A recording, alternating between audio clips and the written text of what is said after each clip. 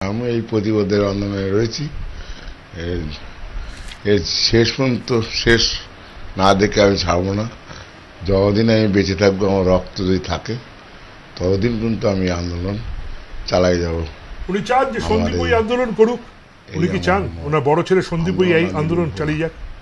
তাতে যা করণীয় করার দরকার করব।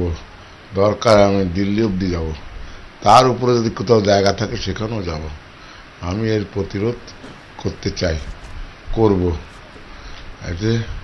তাতে আমার যা করণীয় দরকার আমি প্রস্তুত করার জন্য। একসাথেই আমরা বাপ ছেলে মিলে এই আন্দোলন চালাই যাব। আমার এই প্রতিজ্ঞা, আমি এর ছাড়তে চাই না। এর জাড় ওটাকে আমি ছেড়ে যেতে চাই। এর কে এই না হলে আবার এরকম আরো সন্তান যাবে, আরো মায়ের কোল খালি হবে। সেটা কে প্রতিরোধ করবে?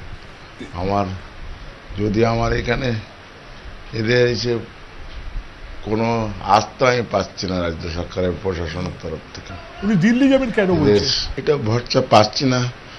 আজ 3 দিন গত হতে চললো, 4 দিনে মাথায় এসে গেল। এখনো পর্যন্ত আমি কোনো প্রশাসনের কাছ থেকে কোনো হেল্প বা কোনো দেখা কেউ আমি আজ পর্যন্ত পাইনি। সক্য প্রমাণ আমার কাছে কেউ আসেনি, না পঞ্চায়েত হয়েছে, না সদস্য হয়েছে। কেউ আমার রাজ্য প্রশাসনের তরফ থেকে কোনো হেল্প আমি পাইনি। মাননীয় মুখ্যমন্ত্রীও এসে দেখিনি। আমি কার পরে ভিত্তি করব?